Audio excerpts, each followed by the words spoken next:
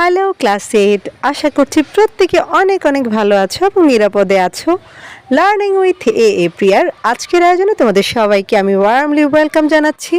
আজকে আমরা আলোচনা করছি তোমাদের ইউনিট 3 এর লেসন 6 এর যে কোশ্চেনগুলো ছিল সেই কোশ্চেনগুলো থেকে, এবং আমাদের পেজ নাম্বার হচ্ছে 29। আর এর আগের ভিডিওতে আমি এই লেসনের পার্ট বি এর যে টেক্সটটা রয়েছে সেটা খুব ভালোভাবে বোঝানোর চেষ্টা করেছি। আজকের যে টাস্ক সেগুলো কমপ্লিট করার জন্য তোমাদেরকে সবার আগে এই টেক্সটটা ভালো করে পড়তে হবে। তো যারা এখনও টেক্সটটা পড়োনি বা সেই ভিডিওটা তোমাদের দেখার প্রয়োজন বলে মনে করছো, তারা আমার প্লেলিস্টে গিয়ে দেখে নিতে পারো, এবং তোমাদের সুবিধার্থে আমি প্লেলিস্টে লিঙ্কটা আমার কমেন্ট বক্সে দিয়ে রেখেছি। তো চলো আজকের আলোচনা শুরু করি। তো আমরা এখানে 1 থেকে 5 পর্যন্ত যে কোশ্চেনগুলো দেখতে পাচ্ছি, সেগুলোর আনসার দেওয়ার চেষ্টা করব। তো প্রথম যে কোশ্চেন সেটা হচ্ছে what things are necessary for good health. Necessary মানে হচ্ছে প্রয়োজন, অর্থাৎ সুস্বাস্থ্যের জন্য কোন কোন জিনিসগুলা প্রয়োজন। তো আমরা যখন রিডিংটা পড়েছিলাম যে এখানে দেখেছি যে we need a lot of things teacher, এরকম দুসাদ বলছিল। তারপর সে আরও বলেছিল we need healthy food, proper rest and sleep. We also have to B clean and tidy. অর্থাৎ এখন এই যে কথাগুলো আমরা আমাদের প্যাসেজে পড়েছিলাম সেটার আলোকে আমরা আনসারটা এভাবে দিতে পারি। তোমরা তোমাদের টেক্সটের ওই অংশগুলো থেকেও লিখতে পারো, অথবা চাইলে এইভাবেও লিখতে পারো যে healthy food, proper rest, sleep, cleanliness and regular physical exercise are necessary for good health. এভাবেও লিখতে পারো সিম্পলি। এরপর দেখো 2 নম্বর প্রশ্নে বলছি কি, 2 নম্বর প্রশ্নে বলছে হাউ মেনি ফিজিক্যাল এক্সারসাইজেস আর দেয়ার। তো কয় ধরনের শারীরিক ব্যায়াম রয়েছে। তো এখানে আমি আনসারটা লিখেছি যে there are different kinds of physical exercise, অর্থাৎ বিভিন্ন ধরনের শারীরিক ব্যায়াম রয়েছে। এই যে মিস্টার লার্মা যখন বলছিলেন যে কত ধরনের ফিজিক্যাল এক্সারসাইজ রয়েছে তার স্টুডেন্টের উত্তরে, এই যে এখানে তিনি বলছিলেন যে there are different kinds of physical exercise. ঠিক আছে, এখান থেকে আমরা 2 নম্বরের আনসারটা নিতে পারি। এরপর 3 নম্বর প্রশ্নে কি বলছে দেখো যে why do we need physical exercise, অর্থাৎ আমাদের শারীরিক ব্যায়াম করা প্রয়োজন কেন।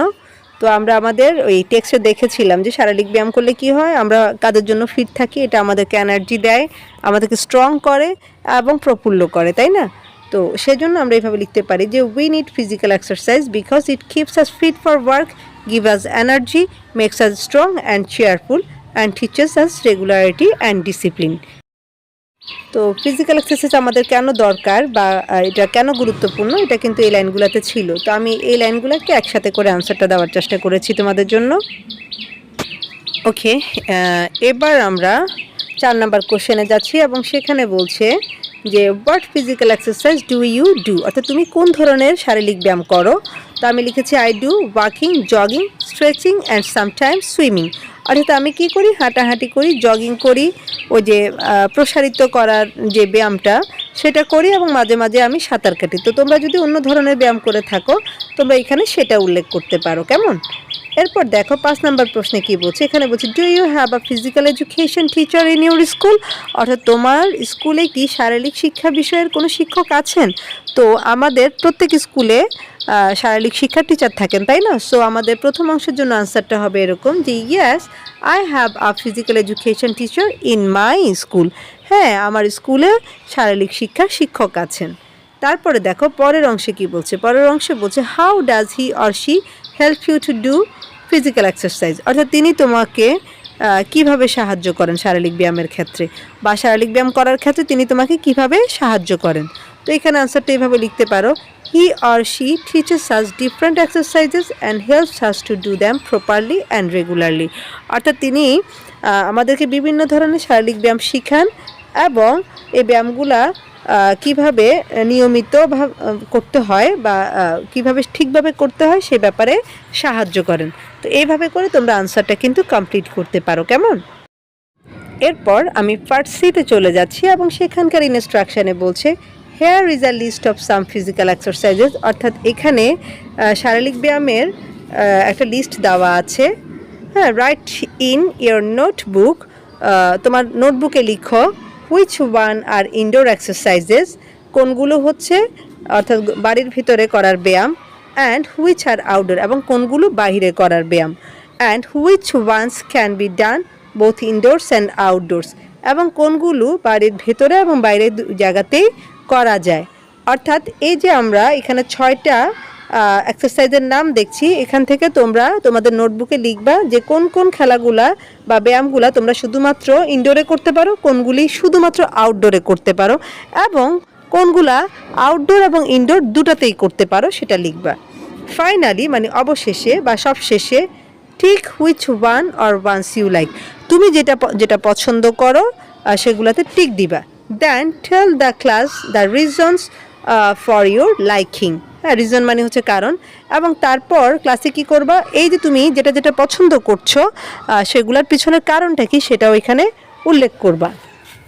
তো দেখো আমরা প্রথমে একটুখানি এখানে দেখে নিই যে লিস্ট অফ এক্সারসাইজেস। হ্যাঁ, অর্থাৎ ব্যায়ামের যে তালিকা সেটা প্রথমটায় বলছে প্লেয়িং স্পোর্টস, খেলাধুলা করা, সুইমিং, সাঁতার, স্কিপিং, জগিং, ওয়াকিং, স্ট্রেচিং। হ্যাঁ, তো এই 6টার মধ্যে তোমাদের এখন ফাইন্ড আউট করতে হবে যে কোনটা তোমরা কোথায় লিখবা, এবং সেই সাথে তোমাদের পছন্দ একটাও হতে পারে আবার একাধিকও হতে পারে।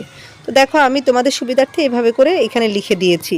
যেমন হচ্ছে প্লেয়িং স্পোর্টস, তো আমরা খেলাধুলা সাধারণত আউটডোরে করে থাকি, তাই না, সেজন্য এখানে টিক দিলাম। এবং এখানে আমি এই এক পাশে এক্সারসাইজের নাম লিখেছি, আরেক পাশে ইনডোর, আরেকটা ঘরে হচ্ছে আউটডোর এবং আরেকটাতে হচ্ছে বোথ লিখেছি। তো তোমরা চাইলে এভাবে করেও ঘরটা করতে পারো। খাতা এভাবে করে একদম ঘর টেনে সুন্দর করে আগে করে নিতে পারো, কেমন, এভাবে করে তারপর লিখতে পারো।